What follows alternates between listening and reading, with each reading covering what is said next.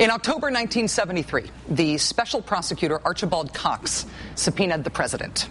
He subpoenaed the president. He subpoenaed President Richard Nixon's now infamous Watergate tapes. In response, President Nixon decided to have his Justice Department fire Archibald Cox. The Attorney General refused and resigned. The Deputy Attorney General refused and resigned. The third-ranking official at the Justice Department said, "Okay, I'll do it." That was Robert Bork. He was Solicitor General at the time. He fired Archibald Cox late on the night of Saturday, October 20th, 1973. It was called the Saturday Night Massacre, and nothing about it will probably ever be repeated again in our history. Except for one thing. It was really, really, really weird. Absolute crazy business at the highest reaches of government. So crazy that it is hard to explain that this really happened. That American government went that rogue. It is that same level of incredulity that we can expect from future generations when they are told about what happened in the great state of Wisconsin today. Today, state law enforcement fanned out across the great state of Wisconsin to find Wisconsin's state senators. The Democrats of the Wisconsin State Senate fled. They physically fled. They left. They hot-tailed it to prevent the Senate from reaching a quorum. So the Senate Republicans could not take the vote they wanted to take to strip union rights from people who work in the public sector. The Wisconsin state constitution says lawmakers can be compelled to appear at the State House if they do not want to go. It doesn't say how they can be compelled to go. So the Democrats left the state. They put themselves beyond the reach of the state police.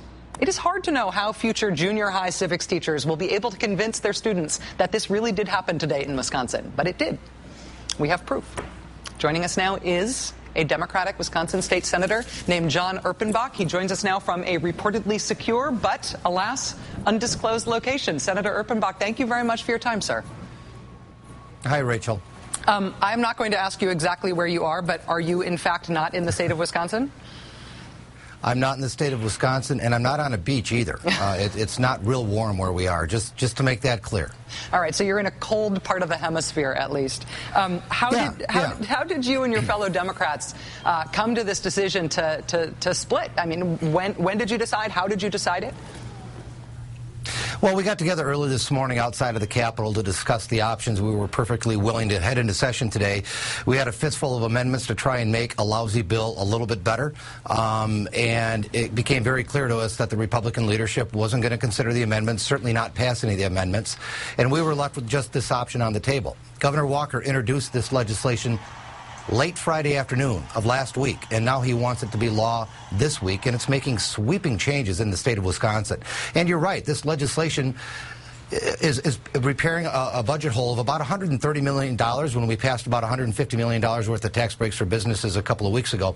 But in the end, there's a specific piece of policy in this legislation that will take away the right for employees to organize and to bargain. It's flat out union busting, and it has absolutely no business being in this legislation. If even, as I understand it, if even one Democrat splits from the rest and goes back to the Capitol, my understanding is that would be enough for the Republicans to get a quorum for this vote. So I have to ask you, among the Democrats, is anybody going wobbly? Is there any dissent in the ranks, or are you guys pretty unified on this decision? No, we feel we're doing the right thing. Some people have been saying that we're not doing our job because we're not showing up to vote. As a matter of fact, we're absolutely doing our jobs because we feel we're standing up for thousands and thousands of people in Wisconsin that people have seen on TV, either showing up in Madison or spilling out in the streets throughout the state of Wisconsin, who are protesting this proposal.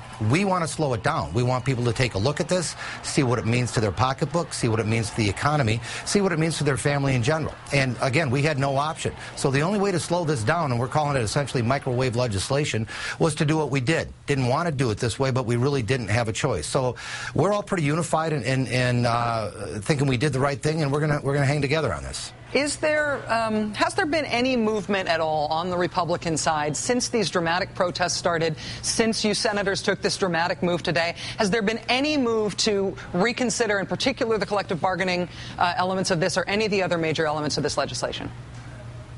You know, I don't know. That's a great question. I don't know if there has been or has not. But what we're doing is we're actually giving Governor Walker a little bit of time here to sit down and talk with people who are showing up at the Capitol in huge numbers like I've never seen before, to talk to them, to see what their ideas are, to give them a chance for their voices to be heard.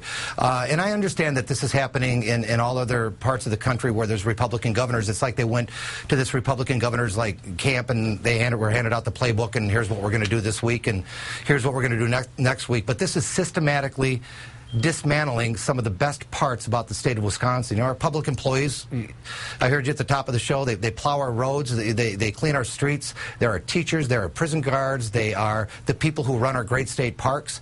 And you're saying to them, what you do doesn't really matter. Not only do we want you to pay your fair share, which they're more than willing to do, we want to bust your union. And that tears at the very fabric of the state of Wisconsin, and it's not the right way to go.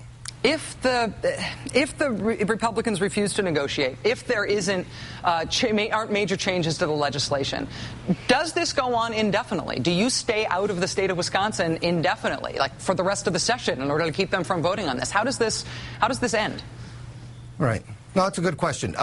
June 30th is actually the date to keep an eye on. June 30th is when our budget ends. So this budget doesn't need to pass right now. And keep in mind, it's not a big budget. It's just a minor budget repair bill. That's all it is. That's totally porked up with all sorts of things that Governor Walker wants. Like it's a huge power grab. So there's no rush on this thing. We have time to deliberate. We have time to debate. We have time to change it. We have time to make it better. We have all sorts of time. There's no rush in the state of Wisconsin. But in the meantime, thousands and thousands of people are showing up at Madison. I expect a whole bunch of people there this weekend. People all throughout the state of Wisconsin are protesting up in Green Bay or over in La Crosse or Wausau or Eau Claire.